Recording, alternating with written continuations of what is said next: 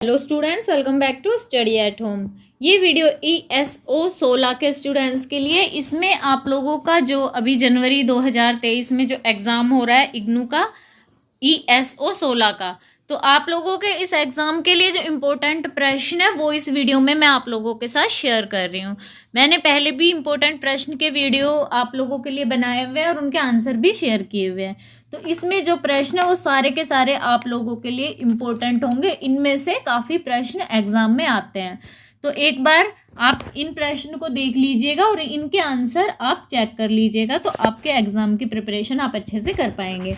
तो एक नगरीकरण के ऊपर प्रश्न कई बार आता है एग्जाम में, जो कि 2-3 प्रश्न आते हैं घूम फिर के उसी तरह से पूछे जाते हैं। तो नगरीकरण क्या है ये पूछा जा सकता है आपसे कि नगरीकरण है क्या, अति नगरीकरण क्या है, नगरीकरण से होने वाली समस्याएं क्या क्या है, ये पूछा जाता है आपसे प्रश्न। इंपॉर्टेंट प्रश्न आपका ये बहुत बार नगरीकरण के ऊपर आया, छोटे प्रश्न में भी पूछ सकते हैं और बड़े प्रश्न में भी। दूसरा पूछ सकते हैं कि नगरीकरण का जनसांख्यिकी और सामाजिक पहलू बताइए। ये प्रश्न आपका अभी जो जून 2022 में एग्जाम में थे उसमें भी आया, तो ये भी आप लोगों के लिए एक इम्पोर्टेंट प्रश्न है। मलिन बस्ती क्या है, उसके उद्भव के कारण, ये आपका प्रश्न रहेगा एक इम्पोर्टेंट।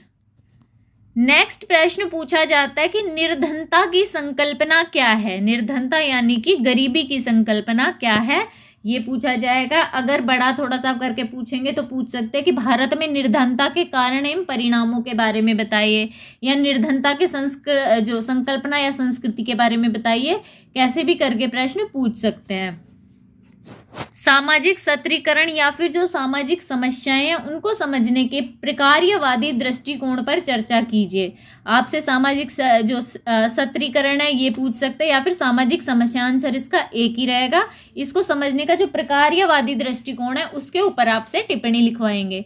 भारत में अनुसूचित जातियों की समस्याएं, अनुसूचित जातियां क्या हैं ये एक प्रश्न आ सकता है। उनकी समस्याएं हैं, ये थोड़ा बड़ा 250 शब्दों में आता है, उसमें पूछा जाता है अनुसूचित जातियों की समस्याएं क्या क्या है। भारतीय समाज में हिंसा के क्या कारण है, या फिर नृजातीय हिंसा के, भारतीय समाज में नृजातीय हिंसा के क्या कारण है, ये प्रश्न है। और जो नृजातीय हिंसा या फिर अस्मिता के बीच संबंधों की चर्चा कीजिए। ये आपका अभी पिछले पेपर हुआ था उसी में पूछा गया है, तो ये भी इम्पोर्टेंट प्रश्न है नृजातीय हिंसा के ऊपर। तो ये भी एक बार आप इसका आंसर देख लीजिएगा। भारत में बेरोजगारी की समस्या और उसके प्रभाव या फिर उसके परिणाम के बारे में प्रश्न पूछा जाता है। और छोटे प्रश्न में पूछा जाता है शिक्षित बेरोजगारी क्या है, उस पर टिप्पणी लिखवाई जाती है। तो ये भी एक इम्पोर्टेंट टॉपिक रहेगा आप लोगों के लिए। सामाजिक विचलन क्या है, ये प्रश्न अभी छोटा प्रश्न है, छोटे प्रश्न में आता है ना 250 या फिर 100 शब्दों में पूछा जाता है। सामाजिक विचलन क्या है, भारत में बाल श्रमिक या बाल श्रम क्या है, या फिर उनकी क्या स्थिति है, उसके ऊपर प्रश्न पूछा जाता है। नेक्स्ट ये जो प्रश्न है 12वां प्रश्न, ये थोड़ा बड़ा है, ये यहाँ पे मैंने लिख दिया। इसमें संयुक्त परिवार क्या है ये पूछा जाएगा, तो आपसे छोटे प्रश्न में पूछा जाएगा। और पूछा जाएगा कि भारत में संयुक्त परिवार क्या है, परिवार क्या है, इसके टूटने के क्या कारण है। ये आपका 20 नंबर का प्रश्न बन जाएगा, ये आपका महत्वपूर्ण प्रश्न है।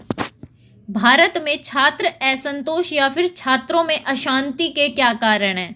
युवाओं में नशे की लत या नशीले पदार्थों की लत के कारण पूछ सकते हैं, या उनके निहितार्थ क्या हैं। सामाजिक विचलन, बाल अपराध या फिर किशोर अपराध के ऊपर टिप्पणी लिखिए, या फिर बाल अपराध या फिर किशोर अपराध या अपचार के ऊपर भी प्रश्न पूछा जाता है। और जो अपराध या फिर अपचार है उसके सामाजिक सांस्कृतिक कारण क्या है, ये आपका एक इम्पोर्टेंट प्रश्न है। नेक्स्ट, भारत में सामाजिक संस्थान किस प्रकार से महिलाओं के साथ भेदभाव करते हैं, यानी भारतीय समाज में महिलाओं की क्या स्थिति है, ये भी एक प्रश्न है। उसी में से एक इसका टॉपिक है कि सामाजिक जो संस्थान होते हैं वो किस तरह से भेदभाव करते हैं भारतीय समाज में महिलाओं के साथ।